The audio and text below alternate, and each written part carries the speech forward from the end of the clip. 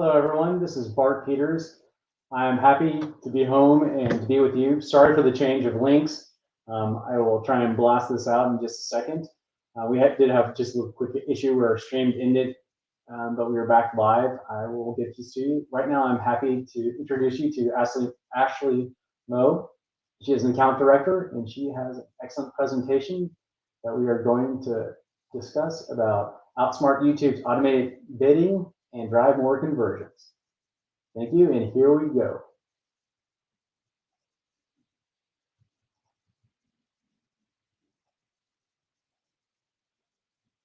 We all know that algorithms are designed to benefit the platform.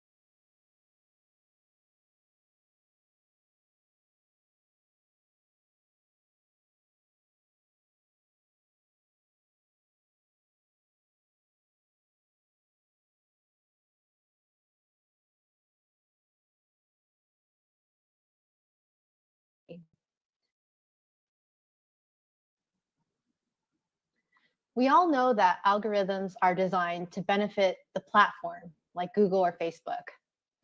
But real growth takes a combination of both experience and using algorithms in the right way.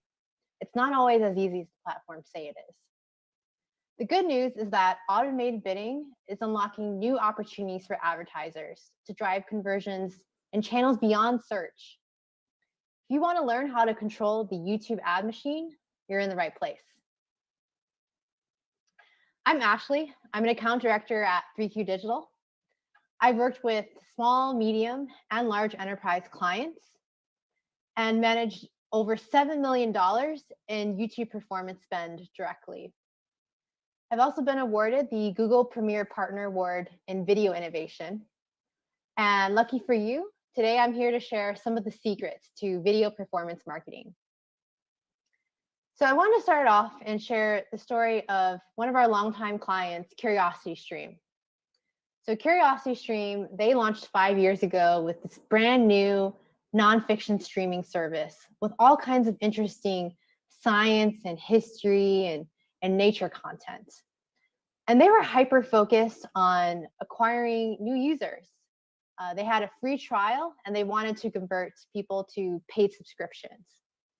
So naturally, like most other advertisers, we started off with a search heavy strategy. We wanted to capture people that were searching for the type of content that CuriosityStream was full of.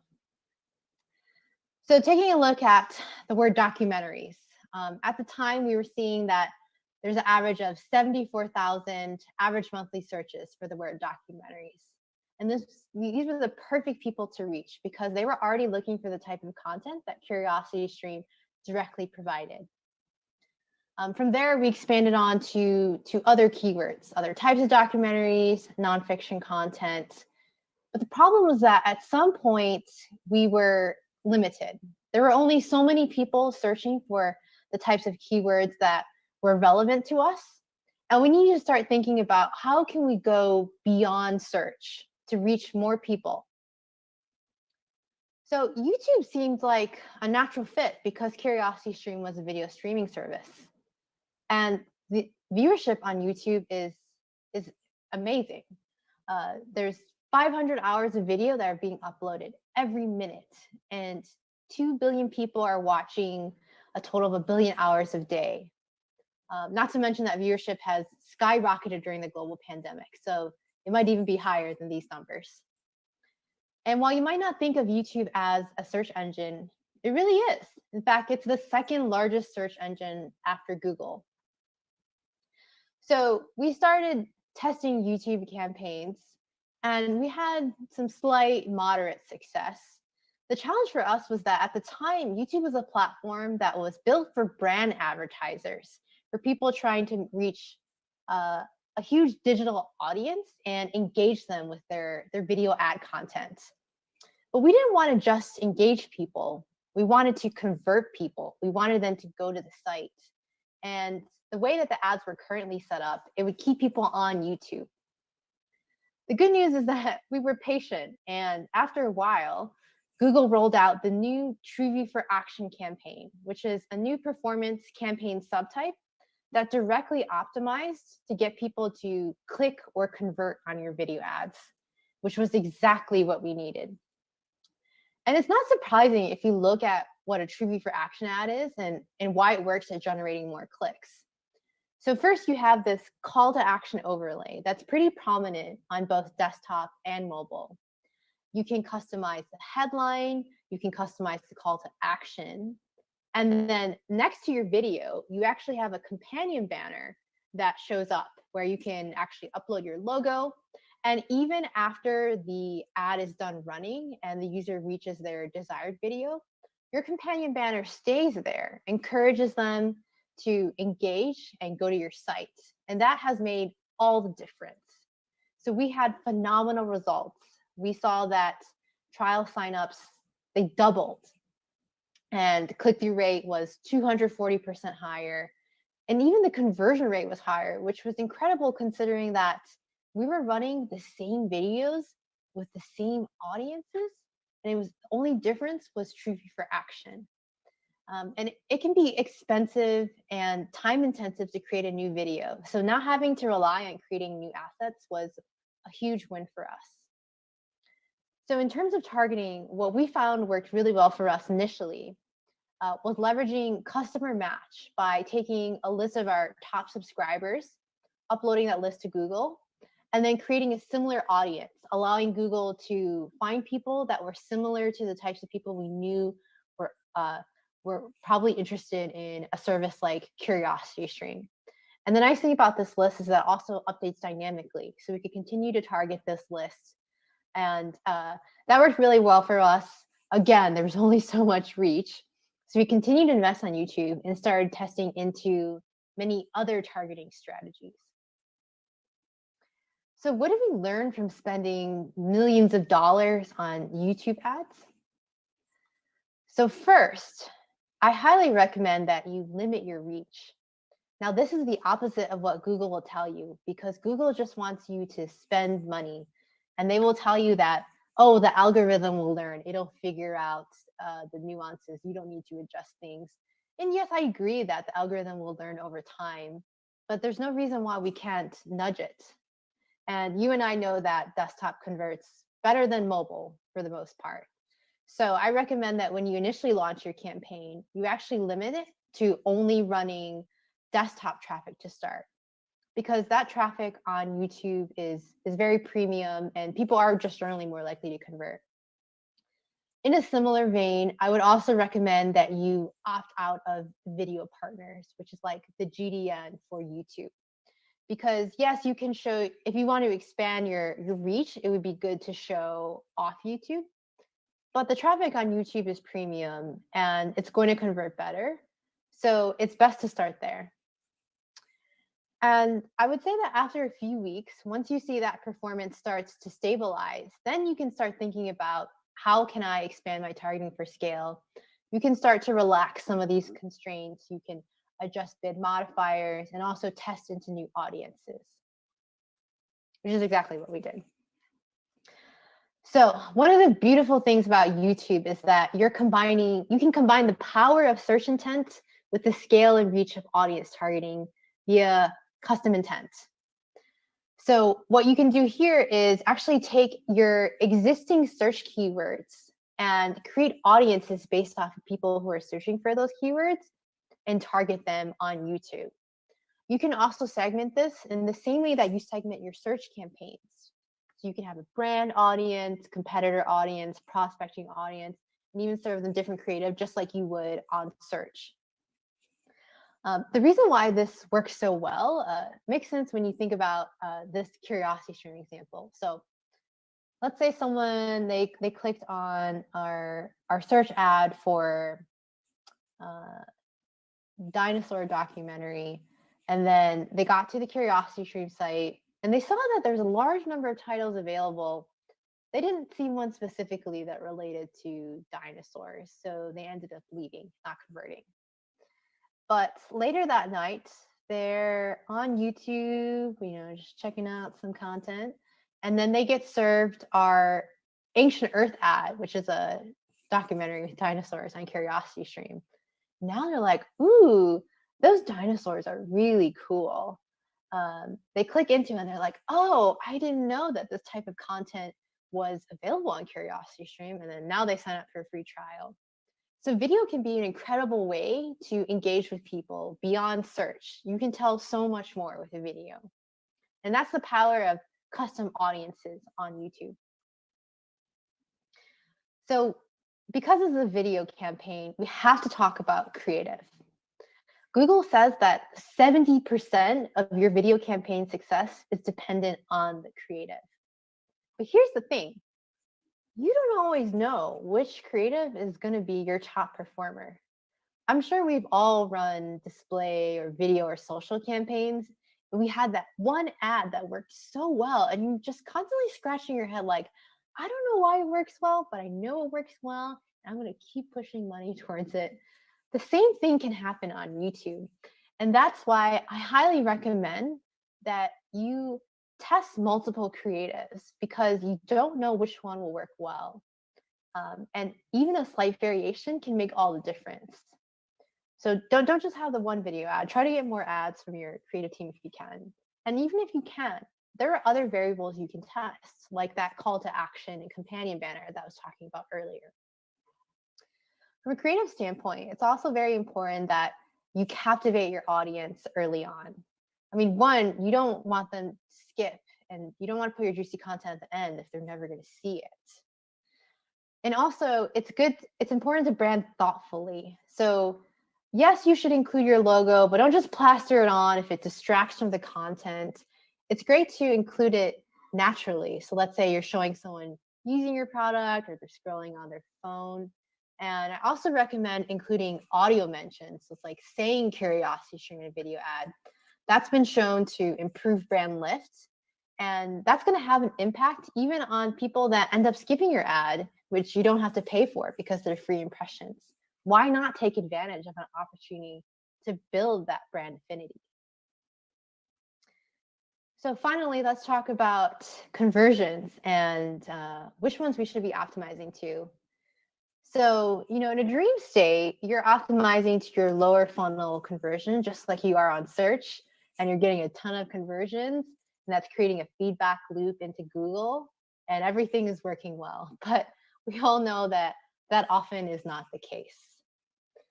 So if you're finding that you're not getting enough conversions in order for the algorithm to work well, consider moving your conversion to mid or upper funnel. Maybe it's a proxy event, something that has, like maybe they have to click into the checkout page, but they haven't actually checked out.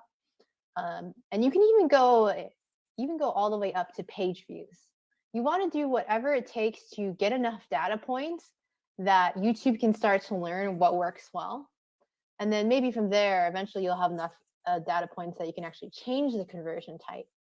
But you want to do what makes the most sense, and it's not always going to be your lowest funnel conversions. One of the nice things that Google has introduced since the launch of TrueView for Action is the maximize conversions bidding strategy. So originally you could only use target CPA, which meant that you would need like 30 conversions in 30 days. But now you can actually launch a brand new campaign that doesn't have any conversion history, and it will start learning right away and be a little bit more conservative at the start. And then for all my B2B friends out there, YouTube can also work for B2B. In fact, Google has recently released this new lead form ad type that you see here. And you can select from a certain number of fields that Google provides what you want to show on your ad. So you can collect name and email like you would lead form ads on other channels. So to summarize, key takeaways for your TrueView for Action campaigns that hopefully you're launching very soon. First, you want to limit your reach to desktop traffic on youtube.com, at least to start. Think about how you can leverage your existing search insights on YouTube with custom intent targeting.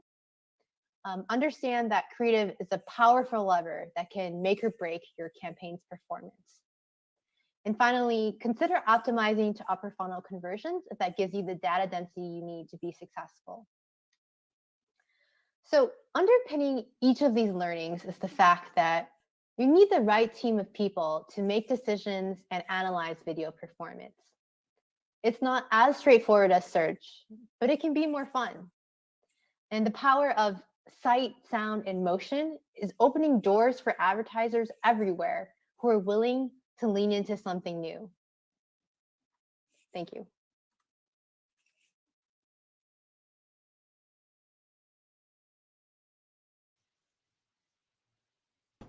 Hi, Ashley. Thank you for a nice job. Trying to see. Sorry about that little confusion with the audio. Yeah, I feel like maybe some people probably left because I thought that it wasn't gonna run. But are the recordings gonna be shared out with everyone after? They will be. We're still live, so if anyone's in the chat and wants to ask a couple questions, you can.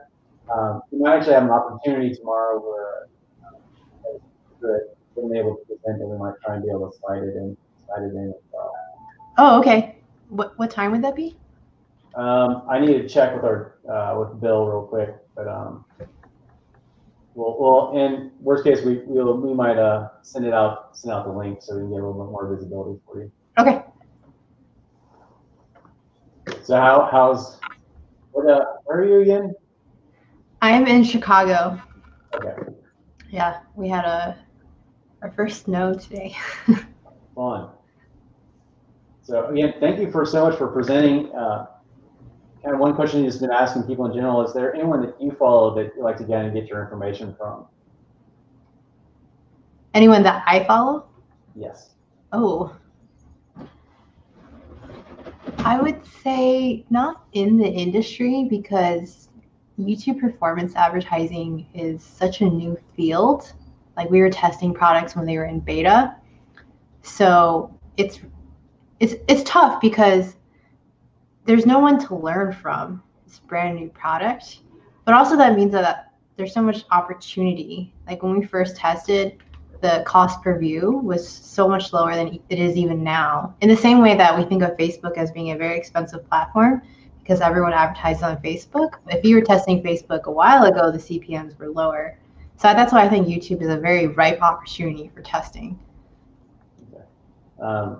Jeremy in the chat was asking a question about what are your thoughts on skippable versus non-skippable ads? Skippable ads are a good thing because you don't pay for people who skip your ad.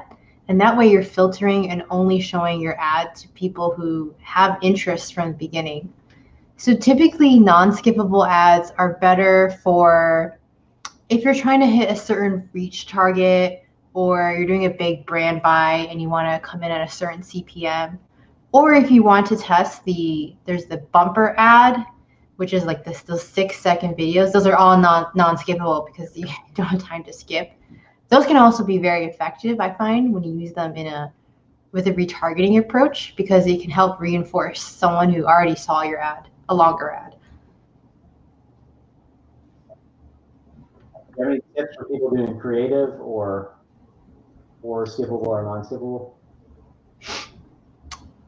I don't think the creative tips would be different for skippable versus non-skippable. But one thing I've heard from the guy who runs Purple Ads is that they would intentionally have the first 6 seconds, like let's say if they were trying to reach moms, they would show like kids in the video so that people who were not in their target audience would skip. So that's definitely something to consider if you know you're only trying to reach a certain segment of your audience. How can you make sure that those first 6 seconds are relevant to them and not relevant to other people? Awesome, that's a great tip. Jeremy said thank you for your discussion, for your question on skippable versus non-skippable. Yeah. Where can people find you? Or are you doing blog posts since like you said, there's not too many people to follow on this information? Yeah, so I do occasionally blog on we have a 3Q Digital blog. If you search my name, you can see all the posts that I have, and a lot of them are around YouTube. And then I have occasionally contributed to Search Engine Land and Marketing Land. You can also find me on Twitter or LinkedIn as well. Awesome. What's your Twitter handle again? It's my middle name's Lisa with an L, so it's Ashley L. Mo. Okay, awesome. Any questions, or what's kind of the next thing that your deep dive that you want to go into to kind of learn a little bit more about, or you want to kind of present about next? Oh, not necessarily YouTube. I'm really interested in incrementality testing, both for brand search and across channels, because I think the advertisers with big budgets, they have these awareness goals for their awareness spend, then their performance goals for their performance spend. But the awareness stuff is not heavily scrutinized, and I think that there's an opportunity to have a better understanding of the contributions of the upper funnel spend, and that means we need better measurement. So either that's using multi-touch attribution or running like geo holdout tests. So we're trying to get really creative with our measurements so we can better measure the impact of what was traditionally non-performance spend. Awesome. We're kind of at where we need a time. I'm so sorry about the issue with the sound. I'm not sure why it dropped out. But I'm happy you got to present it. We'll definitely try and share this more. The full presentation is definitely going to be live in our LMS. Actually, thank you so much for that great talk. If you have any last thoughts, we can go. Otherwise, Thank you and have a good night. No, thank you for the opportunity. It was fun. Happy to have you, Ashley. You have a great night. Yeah, you too. Bye. All right, thanks for everyone for watching. We'll be right back with Emily's presentation on, sorry, she's presenting on SEO challenges for small businesses and how to overcome them. So again, just stay with us and we'll be right back shortly.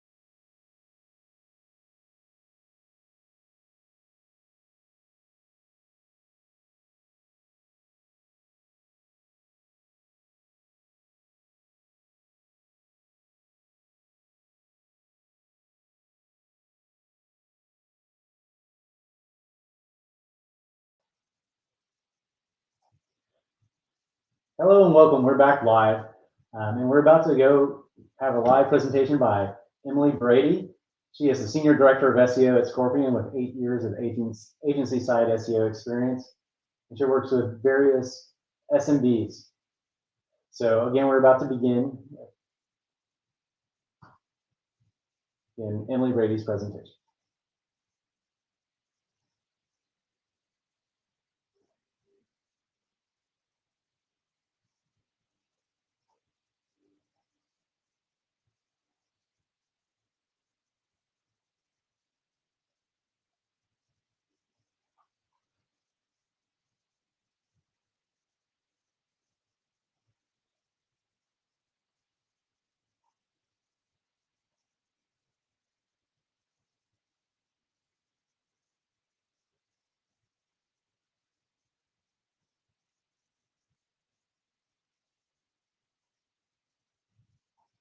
Hi, everyone. My name is Emily Brady, and I am the Senior Director of SEO at Scorpion, where I've been doing SEO for small businesses, franchises, and pretty much everything in between for about 8 years now.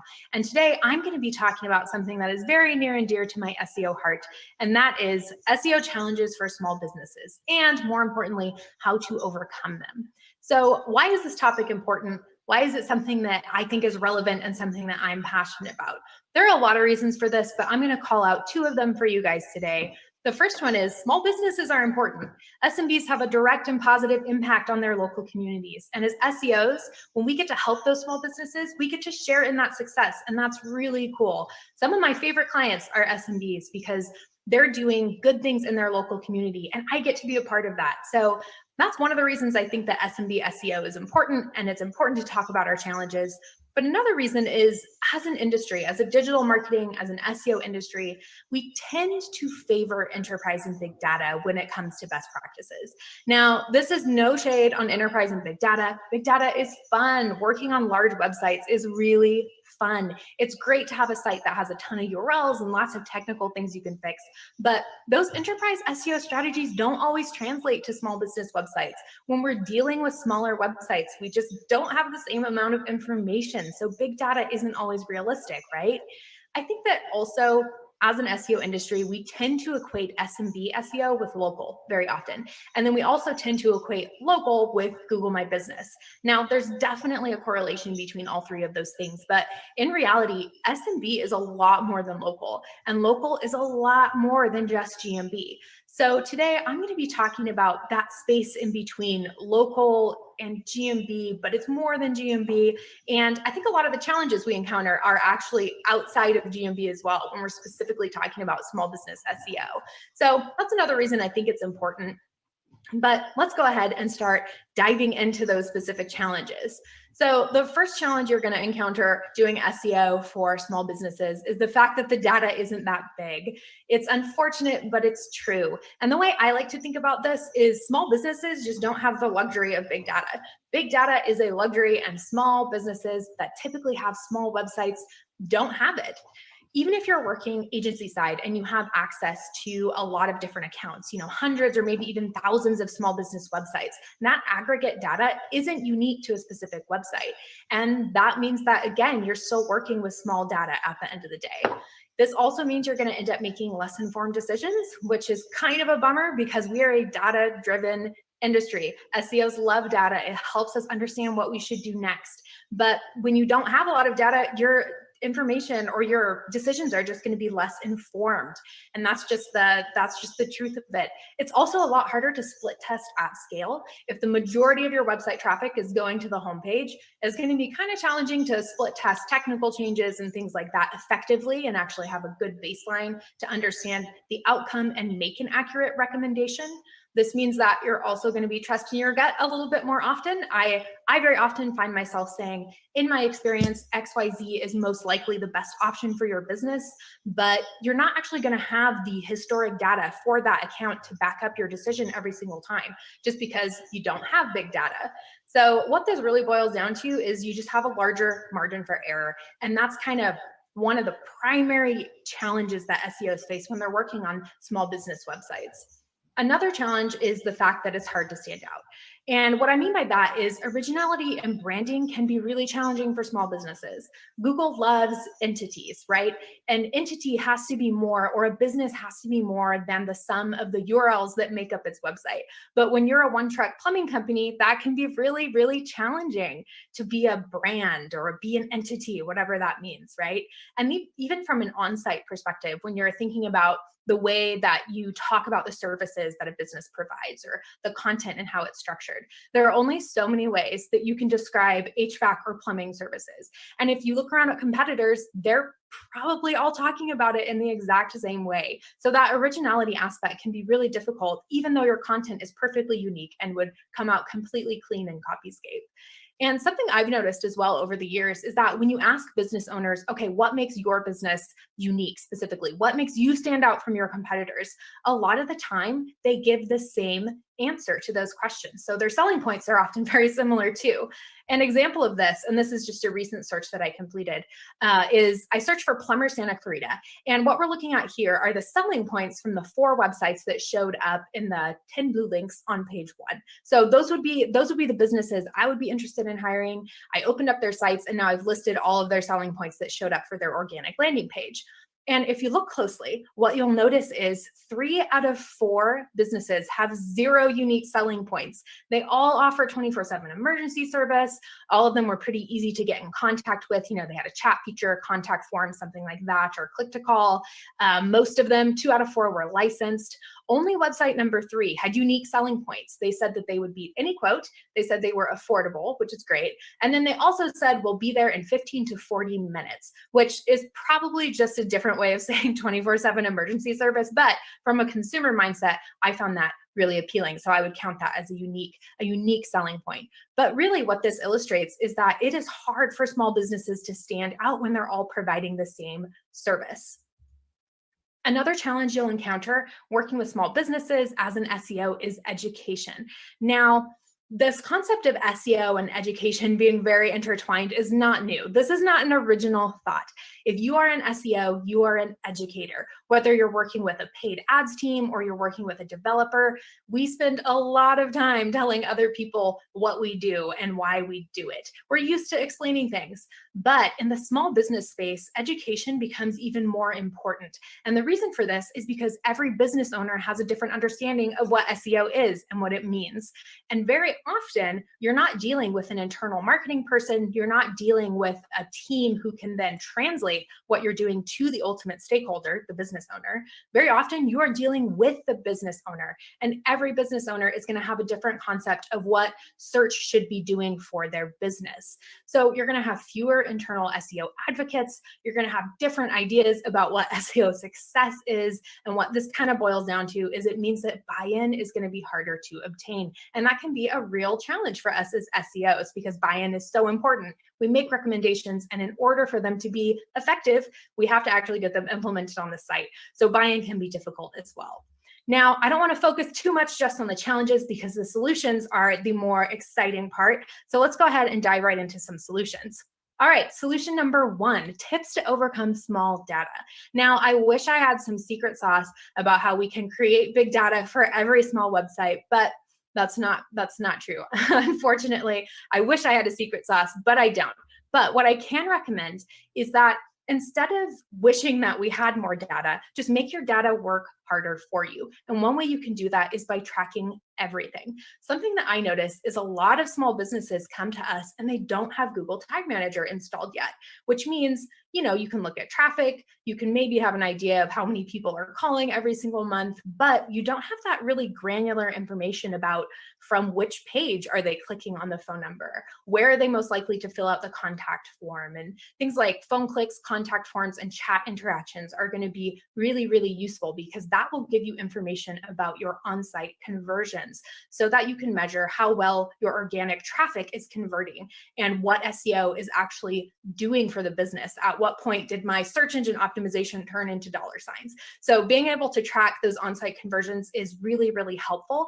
It also helps you understand the overlap between different channels. So let's say X number of leads were attributed to organic. If I'm tracking my phone clicks and contact forms, I can actually go into analytics then and see, okay, but how many of those conversions originally started as a paid lead, which is invaluable information to give a business owner to show them the value of not only your SEO, but how SEO plays nicely with other marketing channels.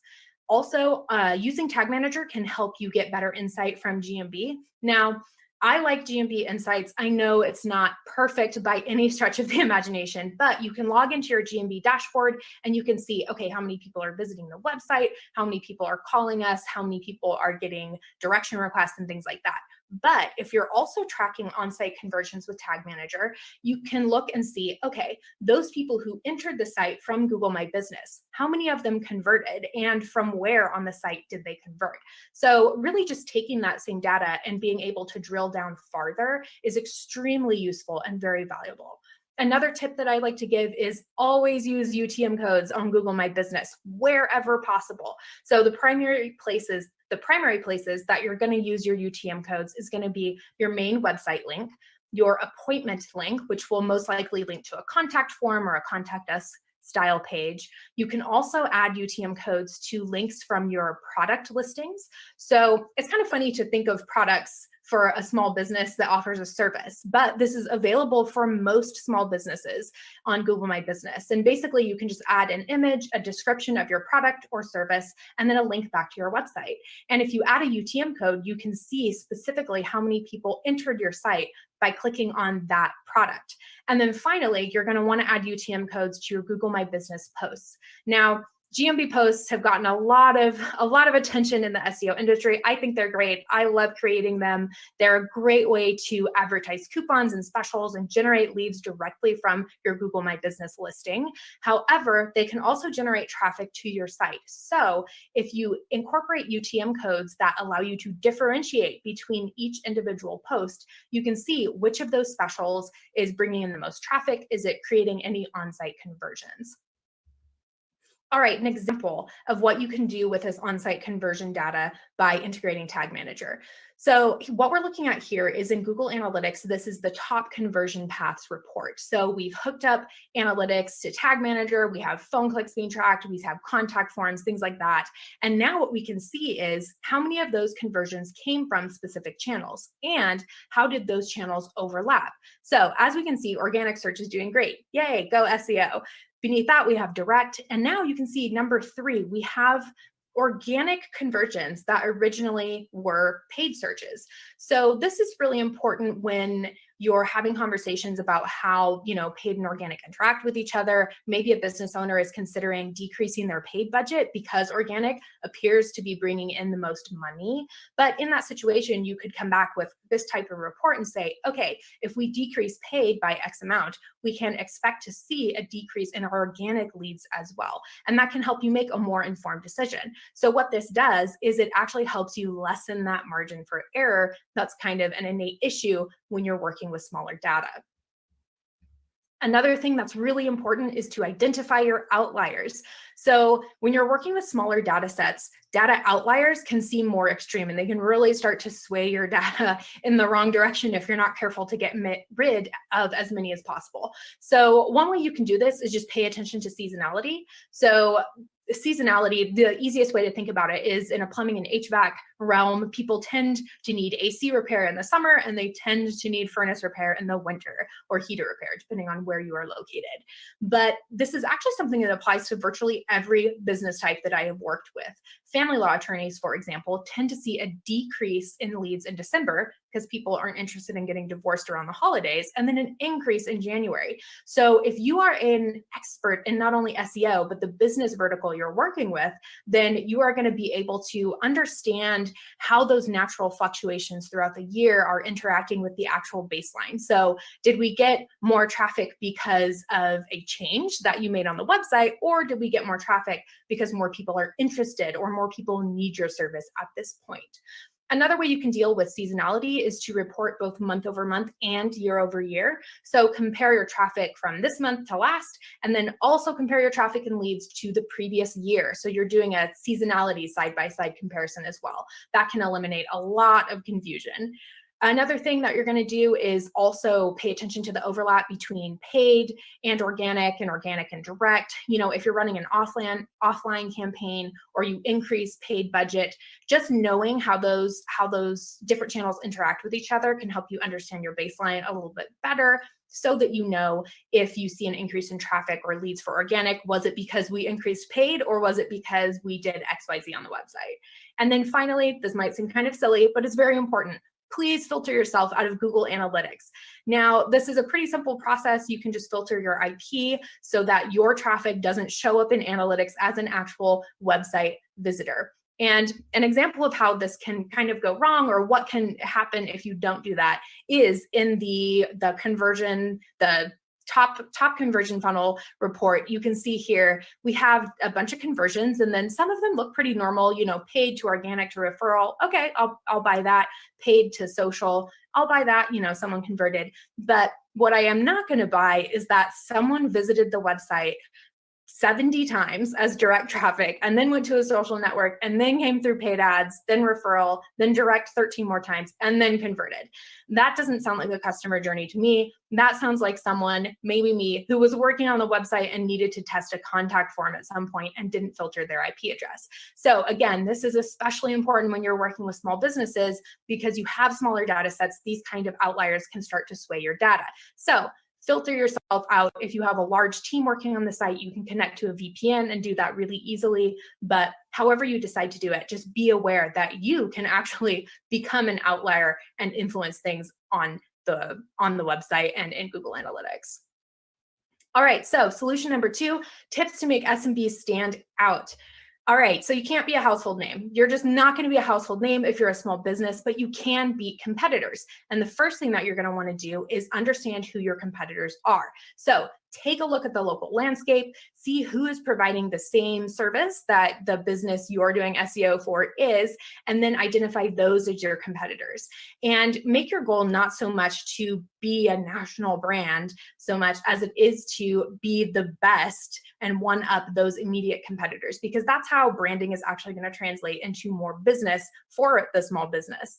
So the real goal here is just to create aggregate value that your competitors don't have. So take a look at everyone, get all your cards on the table, understand their content, understand their specials, understand their selling points, and then just make a list and one up all of those things. And that's how you're going to become a truly original and outstanding brand within the local sphere. An example of this is a client of mine who, like many plumbing and HVAC companies at the outset of COVID, experienced a pretty big drop in leads, right? People were afraid to have technicians and strangers coming into their home, and understandably so.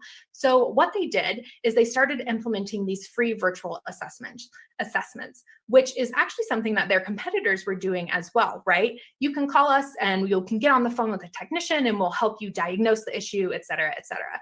But this company took it one step further, and instead of just saying, hey, we'll eliminate that first visit from a technician by talking to you on the phone, what they did is they also said, we will give you free time with our techs to try to find a DIY solution to completely avoid coming out to your house at all, and we'll do it for free. And this was really, really effective for them. So at the beginning of April, we implemented this and really started pushing these free virtual assessments. We'll try to help you find a solution, get on the phone with us. We are here for you. Your safety is priority. And they saw a 42% uptick in on-site conversions within the first month, which is great. And the thing I want to point out about this is you don't have to be a national brand to implement this kind of strategy. This is just a matter of understanding the local landscape and then doing better than those around you. And then it translates into SEO conversions. This is organic traffic. We're pushing through Google posts and other avenues, and it really resonated with their customers.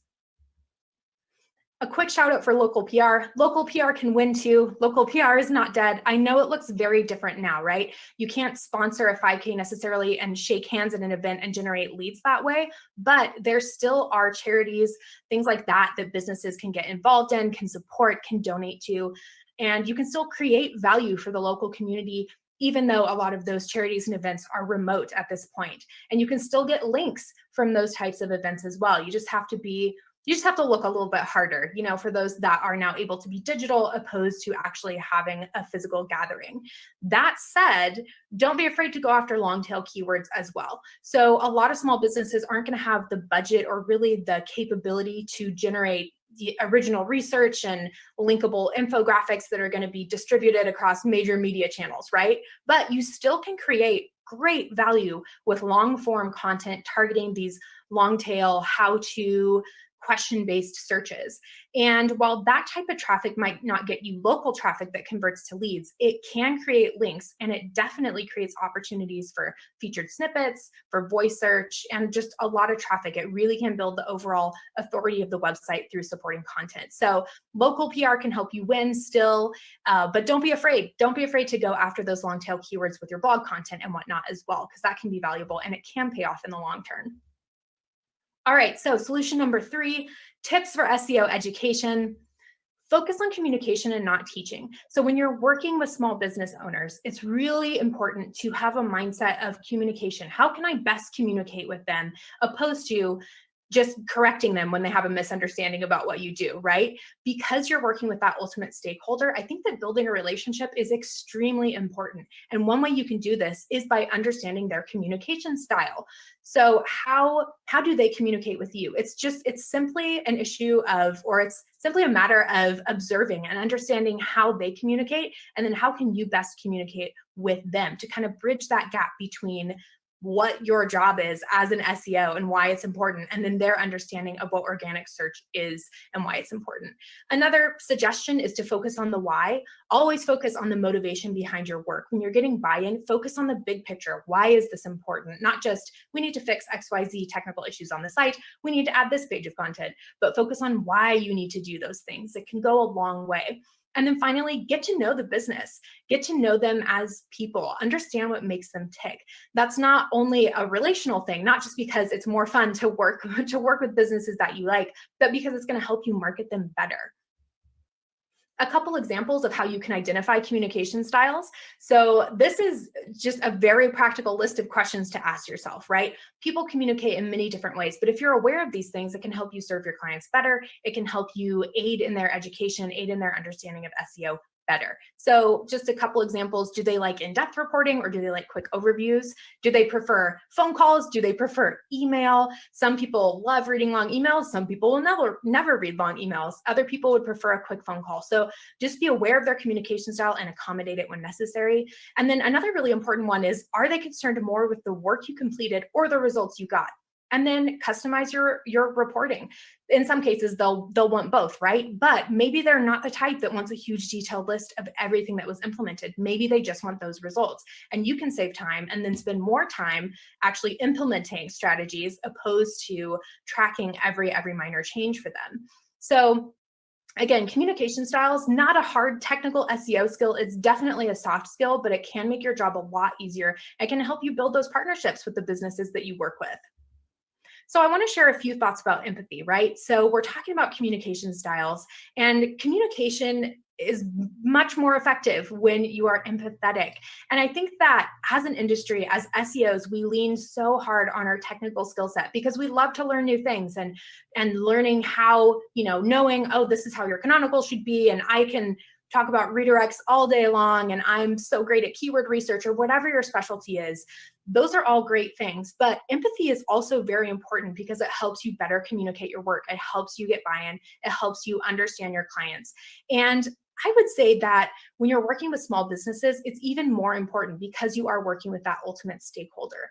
So don't view empathy just as something that's a nice skill to have that can go on top of your real technical skill set. I would say that empathy is part of your job if you're working with small businesses and doing SEO, just because it can really help you bridge that gap between the business owner's understanding of what they need from you, and then also your ability to educate them and help them learn and show your value. So with that, I'd like to just give you guys a couple quick takeaways. If there's nothing that you take away from this talk today, take away these 4 things. First, make your data work harder for you. You're never going to have big data, but set up tracking so that you have more granular data on your site. Additionally, get rid of those outliers as much as possible. Additionally, when it comes to branding, outsmart your competitors. Not everyone. Don't treat local branding like national branding. It's just not going to work. But you can one-up your immediate competitors, and that can pay you back quite well over time. It's a very effective strategy. Also, SEOs are educators, especially in the SMB space. We spend a lot of time talking about what we do, but when you're working directly with business owners, that can take a totally different approach sometimes. So really focus on those communication styles and focus on partnering with the businesses that you are working with. And then finally, SEO for small businesses is difficult, so give yourself some credit. If you are an SEO and you work with small businesses, know that I respect you. I understand that there are a lot of challenges, and I hope that some of the things I've gone over today are some practical ways that you can not only, understand those challenges, but also overcome them. So with that, thank you guys so much. Again, my name is Emily Brady. There is my Twitter handle for you guys. I am at PlotBoilers on Twitter. If you ever want to continue this conversation, just hit me up. I love talking about SEO. I love talking about small business SEO and local. And with that, I will look forward to seeing you guys in the Q&A. Thank you very much.